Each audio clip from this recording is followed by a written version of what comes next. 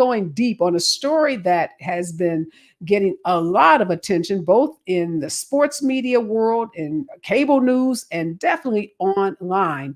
You may not be a sports fan, like I'm not the biggest sports fan, but this story touches so many issues that are so important to all of our lives. One, issues of gender bias, the gender bias and discrimination that women face, particularly in college sports and in professional sports. And then the issue of race, how players, Black players, are treated, particularly Black female players are treated versus white female players.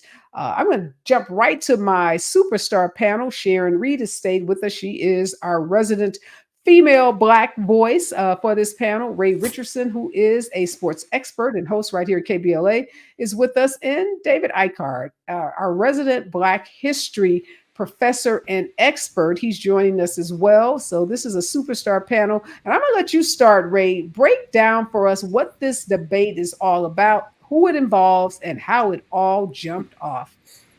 Hello, Areva. Nice to be with you. Good to be with you on this hot topic.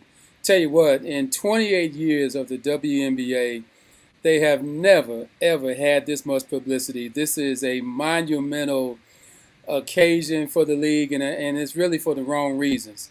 They have been trying to get PR and publicity for the longest to bring more credibility to the sport, and they've earned it. They deserve it, but I don't think they wanted it this way. This is not what they intended. This is not the game plan they had drawn up in the locker room. They did not want it this way, but this is what they inherited. Caitlin Clark, for all the haters out there and all the lovers out there, she really has become a trend-setting athlete, and we saw this coming. This is no surprise. She did some things in college that no one else has done before. She's the highest scoring athlete in basketball, male and female. So, and the fact that she is a white lady, I'm gonna put it there. She's white. Let's make that clear. No way of getting around that. She is the face, and I repeat, she is the face of women's basketball right now. And she's going to be that way for a long time. So a lot of things that are going on right now against her and for her are really a sign of good timing for her. She came along at a time where her skills were more magnified than before. There's much more media going down now than it was, say, 10, 15, 20 years ago. She has benefited from that, but she's not the only one. Her presence is going to, in the long run, help WNBA over the long haul, including all these sisters who are getting all this noise about how they're treating her. They will benefit as well, and it's a shame that they don't really realize that a little bit more. I don't think they would be throwing as much shade at her if they understood the impact of what Caitlin Clark has brought to the WNBA. You cannot put a price on it. They've been crying about not making enough money all these years, and they're going to make their money. They're going to get their shine with endorsements, shoe deals, and all of that. But Caitlin Clark has a big deal to do with that. And some people need to sit back and think about this. She's the reason why these girls don't have to fly commercial anymore. They got their own jets now. Every team can fly with their own private jet because of her. She brought it up in a preseason press conference. She mentioned that. And the next week or so, everybody got their own plane now. And they're selling out every arena. They're making money on top of money. Even in LA, when the Indiana Fever came to play the Sparks on May 24th, they had 19,000 fans at Crypto.com. That's the highest attendance for any WNBA game in the nation. It happened right here in LA. And she's been selling out wherever they go. The Indiana Fever, they've already drawn more fans after 5 games than they did all last year. So there's a win-win situation here. People are going to have to calm down a little bit and understand that this is a new era for women's basketball, and she's not the villain. She's not out here trying to throw shade on everybody. She's not a trash talker. She may have a fiery edge in her, but I don't think she's a trash talker. But folks have got to calm down and let this young lady play and reap the benefits of this. There is so much shine coming down the road, and if you're not careful, that shine might not be there. If we see this kind of behavior keep on going on, there's going to be some people thinking twice about it, investing in the WNBA. You cannot afford to let that happen. All right, Ray, I hear you on that. I have to imagine that Sharon and David have a little different perspective about these Black women and what they need to do vis-a-vis Caitlin Clark. No denying she's the cash cow. She's the one, as you said, that's drawing all of this attention to the WNBA, creating all the buzz. And of course, the tide is rising with her. But does that mean the Black women have to take a back seat, be called thugs? And take the kind of abuse that some of these Black women, these star Black women, stars in their own right, are having to take as a result of Caitlin Clark. And does this remind us of anything else in history? That's what David Eichard is here to remind us of. So when we come forward, we're going to let Sharon and David respond to Ray's comments about how Black players need to basically fall back and enjoy and reap the benefits that Caitlin Clark is bringing to the game. So Sharon, Ray said those numbers I just cited about the number of folks that watched Caitlin Clark and Angel Reese play in college and the kinds of sellout stadiums that are happening as a result of Caitlin Clark coming to town is reason enough for these Black women to fall back and just ride this wave of popularity, as well as this new era of WNBA players starting to make money, not on par with the male players, but starting to make more money than they've ever made in the sport. What do you say to that? I couldn't disagree more, and I'm going to tell you why. It's because if they just were to fall back and enjoy the ride, they'd have to say goodbye to a part of themselves and their own competitiveness. Caitlin Clark is a fabulous young player, and she is in the record books. But in her last outing, 3 points, 5 assists, 2 rebounds, 2 steals, 1 block, 3 turnovers in 28 minutes. She was 1 for 10.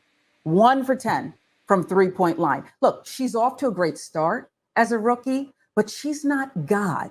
This is less about this fabulous young player, Caitlin Clark, who can't help that she was born white, but she was also born privileged. And this is the same narrative. The other thing I disagree about is that this isn't what they wanted. This is exactly what they wanted, a la Magic and Bird. That is the way I see it. And if only Black women had protectors like, Sean Hannity, the minute Pat McAfee calls Caitlin Clark the B word, he jumps right to her defense and does a whole monologue on his show about how wrong and disrespectful that is. The same Sean Hannity that when Don Imus called the Rutgers women's basketball team nappy-headed hoes, defended it and did an exclusive with Imus and said, just 15 seconds, nothing to see here.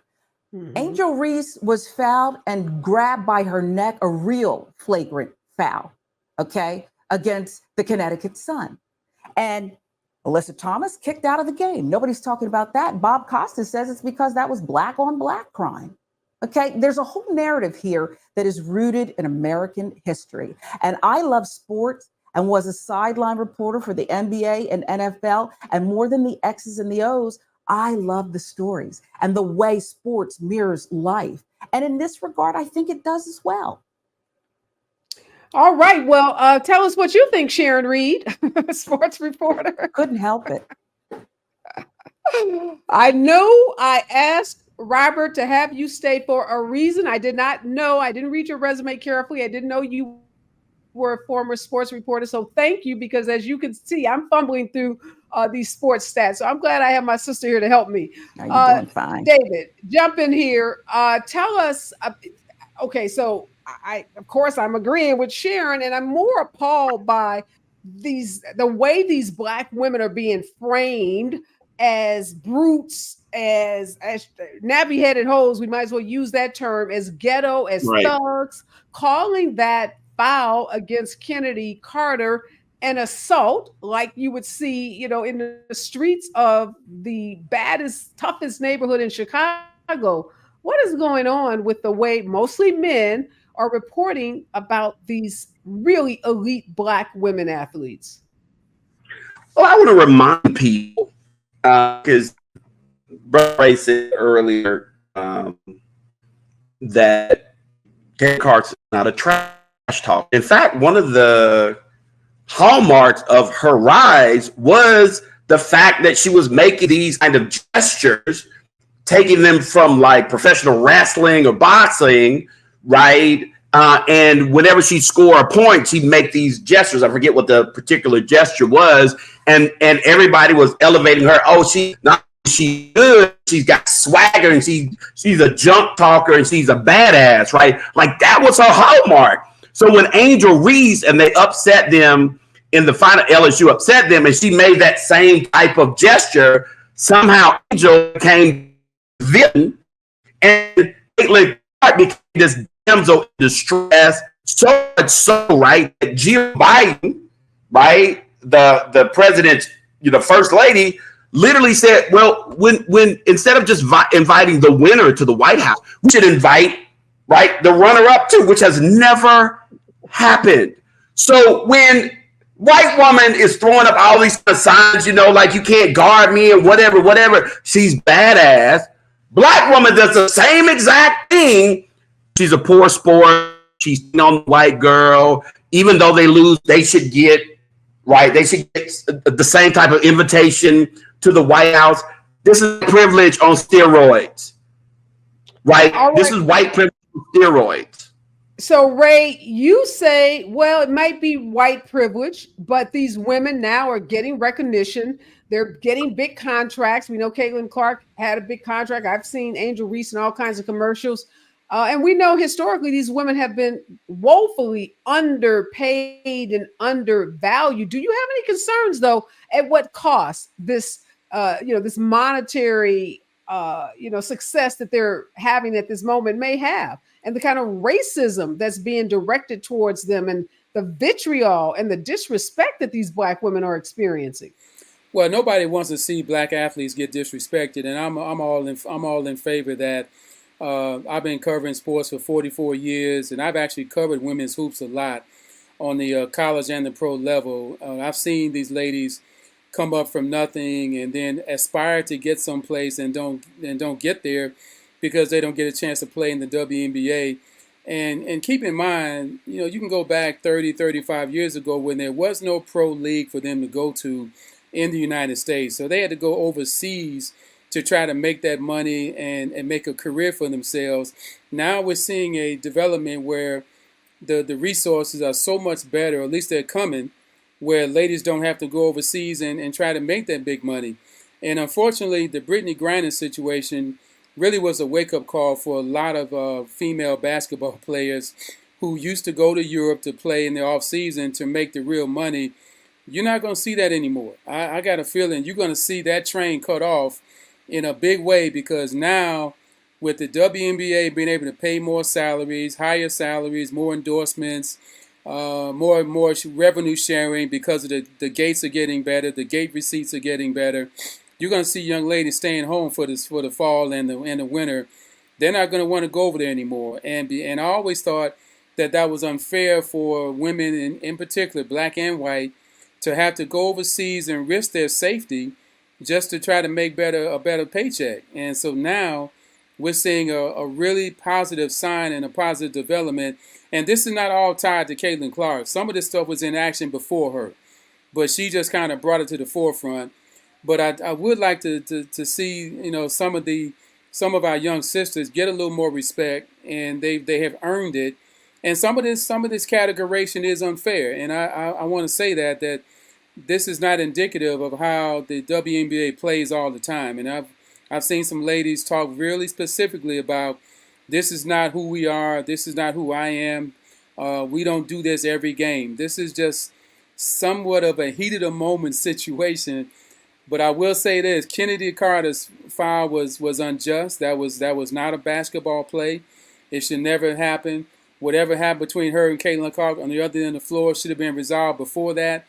To get to this point is just unfortunate that we're seeing our young sisters get portrayed like this. I don't like it. And the other two panelists, I agree with them. This is unfair, and there should be some kind of a medium point to get to where we can all be happy and see this game flourish like it has a potential to do. Well, let me ask you this, Sharon. Ray makes a good point, and it's a universal point that's unfortunately the reality of America, which is oftentimes you need a white person to open a door, and that minorities often, can walk through that door once it has been opened. And we know that white women are going to be treated differently in this country than Black women. So is there any validity in, and Ray just said, obviously he's not supporting the pejorative statements that are being made about these Black women and how they're being targeted in the media.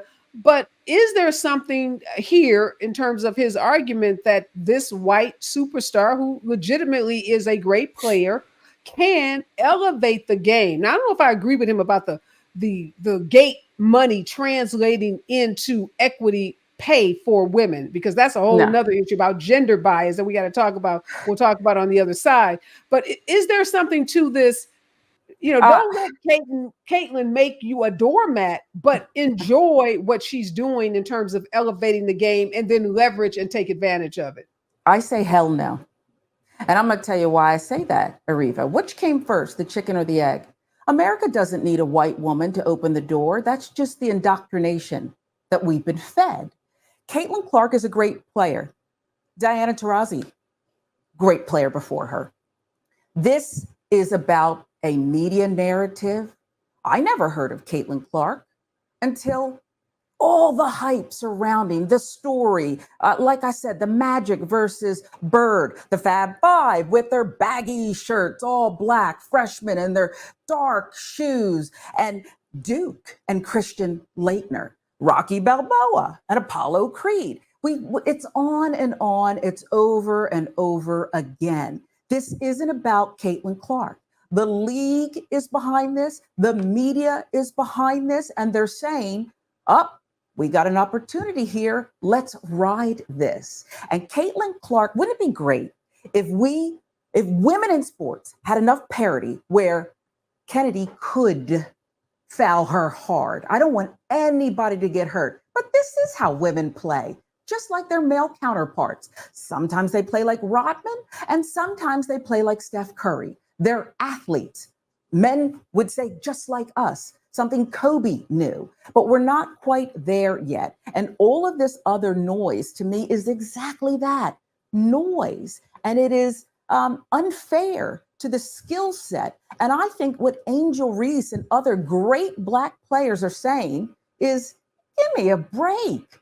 What about us? She's not even the leading scorer. She's not the star of the league. You turned her into the star of the league.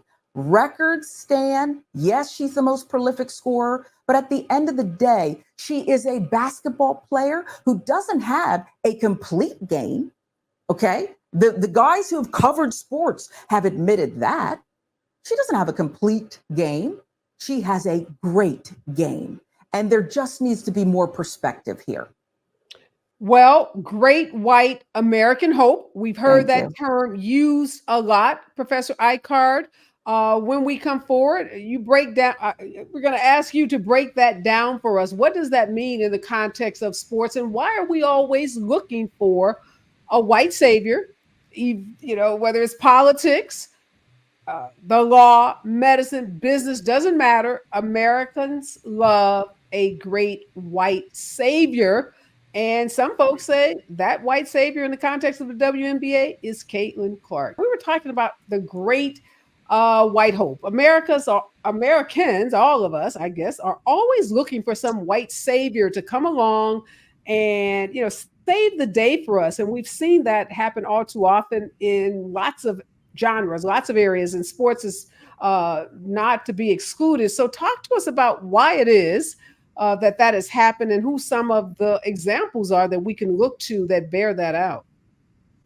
It's a great question. And Bill wrote a wonderful book called $40 Million Slaves, where he was this kind of really in-depth historical contextualization of exactly where that great white hope kind of dynamic started and how it was also prevalent in Europe. But to kind of, make it a bit more accessible, this idea of eugenics, right? This idea of like gene pools that make certain groups superior and make certain groups inferior has long been the hallmark, not only of American society, but also of sporting cultures. For example, we think about football and why for a long time Blacks couldn't play in Division I college and in the NFL. The argument was being made that Black people didn't have the temperament, they weren't moral, they weren't ethical enough to be able to participate in those particular kind of sports. And as a result, it wasn't about racism. It was simply that they were inferior in these ways. Then when they did enter into these sports, right, you think about how long it took before we had a black quarterback or a black middle linebacker. That's the quarterback of the defense. Those were in thinking positions. And they said black people didn't have the intelligence to learn the plays or the defensive calls. And of course, translated and who got the coaching jobs. Again, a thinking position or a position. So when we have these kinds of like notions, when we have somebody like a Caitlin come up, and one idea is that there was one white commentator a couple of weeks ago, I think, who literally said, shame the WNBA because the first 4 or 5 games that Caitlin played in, they scheduled her against the best defenses in the WNBA and made her look bad. Shame. I was like, I literally was like, I thought it was when I first saw it, Areva, I thought it was a spoof. I literally thought it was a spoof. And then I realized, no, he's serious. This is the 21st century, and we're literally saying, why didn't the WNBA rig the schedule so that the great white hope could beat out everybody? I'm like, you guys are talking about the black women? Like, this is just straight up white supremacy. Like, this comes straight out of like Nazi Germany, how people were talking about white people versus black folks. So I think that we have to like contextualize what's happening and stop talking about, oh, revenue this and revenue that. This is about white supremacy, like re-narrativizing what's important, vilifying these black women, and turning like Caitlin into a victim that she's not even responsible. These things are being imposed on her. These narratives have a life of their own. They've been around for a very, very long time.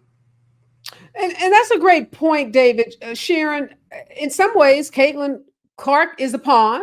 She's a pawn being used by white supremacists that have an agenda, and that agenda is to villainize black women whenever they can, to subject us to the worst kind of racist gender-based stereotypes, which is what we saw when they talk about this woman Kennedy Carter assaulting, using the word assault in the context of a basketball game.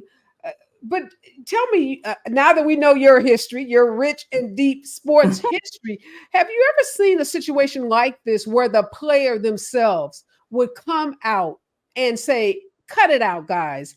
This is competitive sports. This is the highest level of competition for women. We don't need to be coddled. I don't need to be coddled. Let's get out there, mix it up, and let the best player win on any given night. Don't set me up for some games for success. Give me the best players to play against, and stop pitting these black women against me. We're all women trying to elevate this sport. Have you ever seen that happen by a white player who's been put in a position similar to Caitlin's? I can't give you the quote, but I, again, believe, as much as it pains me to say it, because I grew up a Sixers fan, that Larry Bird said portions of that. He was a beast who just wanted to win. He was sometimes called dirty. He was the biggest trash talker. And that's all he cared about was the ball, okay? Playing basketball and getting the championship win. I do think that if you pay attention to the trolls, and in some cases, the trolls are in the mainstream media, okay? You would think that the black women in the WNBA just broke out of prison, okay? And are gang members, and their tats really mean something, because that is what we're doing here. And there's another component of it, because again, they're using words like butch, and we're being told things like, audiences don't want to see those kind of, angry black women whose sexuality is in question. And remember, we had little articles written in other spots about Caitlin Clark and her beautiful boyfriend and how long they've been together and developing the whole person. She did not ask for any of that. And I do think it's important to note that. I think you're dealing with another, I hate to use that stereotype again, but a female Larry Bird, because the doctor's right. She was doing so much trash talk and antagonizing her opponents. That was her. And that gives us some insight, and God bless her for it. Who cares? This is about competitive basketball. And she's allowed to be all of those things. But it's this American narrative, and yes, white supremacy and even misogyny that wants to keep her in this narrow box and cast everybody else as the villain. And I think we have to resist it. I am disappointed in Stephen A. and other Black men who are attached to the sport who don't even have, I don't believe, any ill will, but they've swallowed the narrative.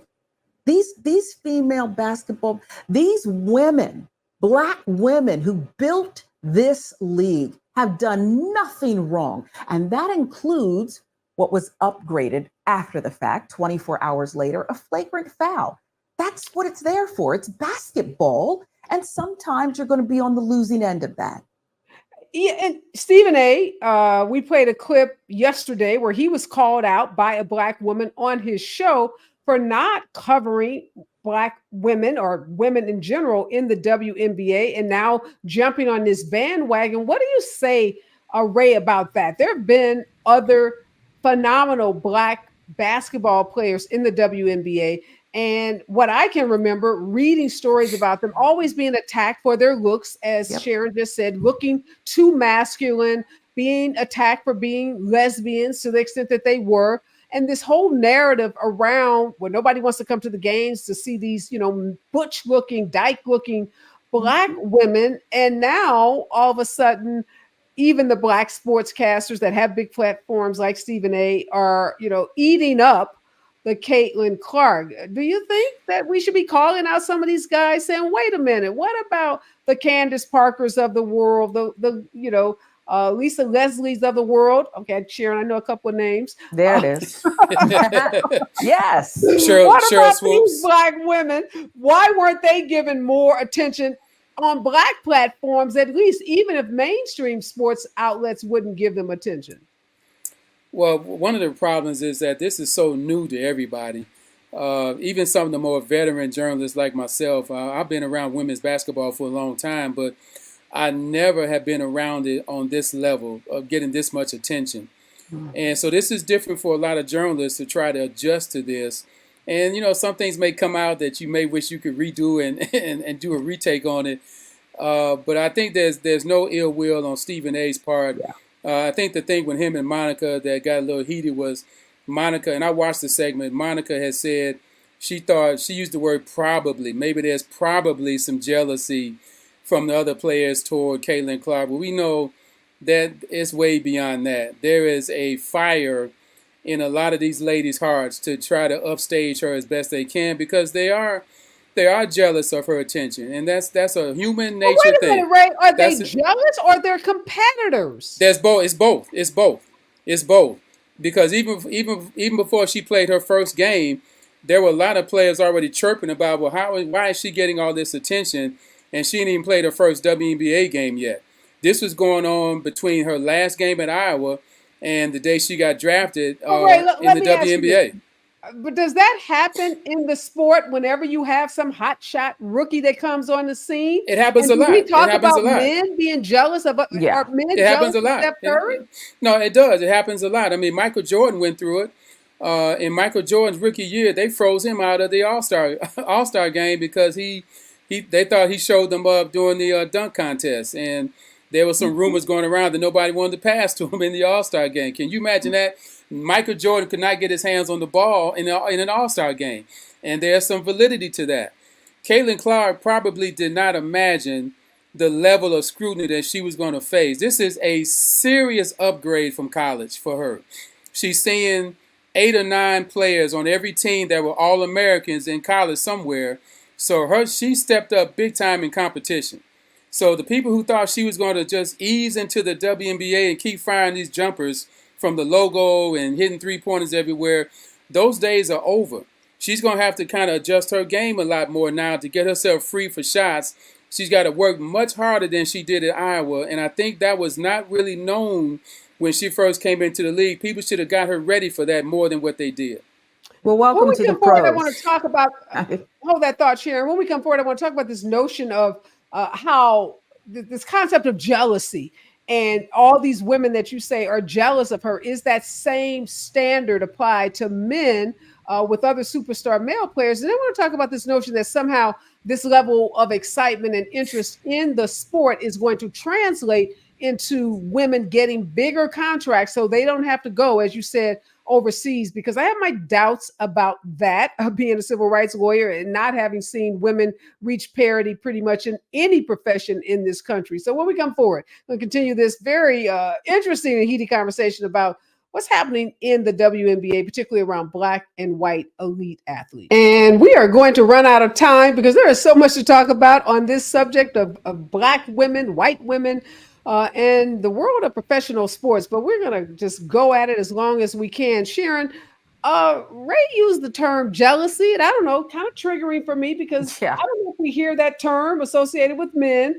You know, I'm thinking cat fighting, petty, all of those pejorative terms that usually are associated with women and not men. Again, I'm going to ask you to draw on your vast knowledge as a sports reporter. You know, is that the kind of language that was heard when, you know, superstars like Steph Curry, Kobe Bryant, and different ones came into the league?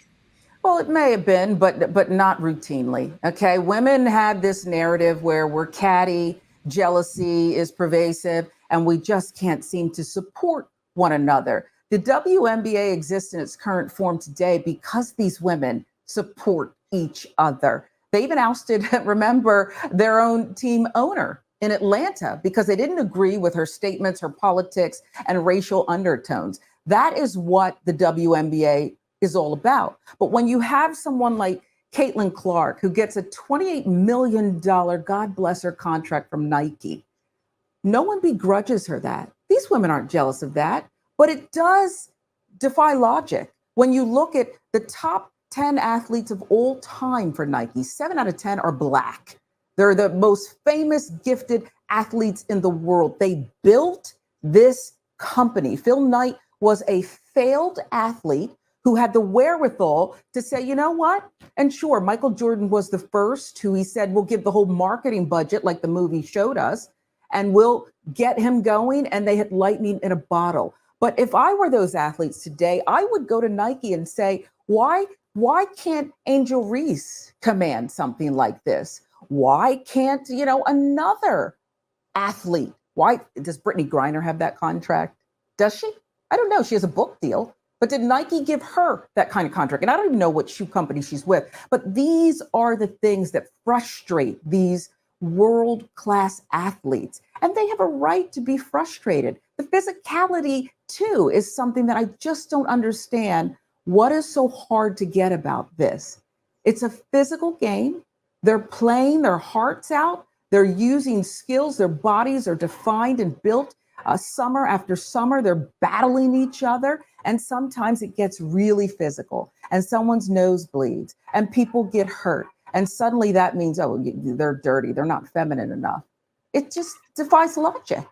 Yeah. And I don't know, something about jealousy, I think, undermines what is really at stake here, which is the systemic racism. Right. So I don't know if I'm jealous of the white lawyer that gets $5,000 an hour when somebody's trying to give me $500. That part. I'm going to call out the disparities, the inequities, and that doesn't make me jealous. That just makes me cognizant and aware of the systemic barriers that Black people and in particular Black women face. David, in the last couple of minutes, talk to us about this gender parity, because Ray is optimistic that the excitement is going to translate into box office revenues that will then somehow trickle down to women, and women won't have to go overseas. Do you feel that same level of optimism? Well, what I have seen more so in the college game than the pro game with this NIL, right?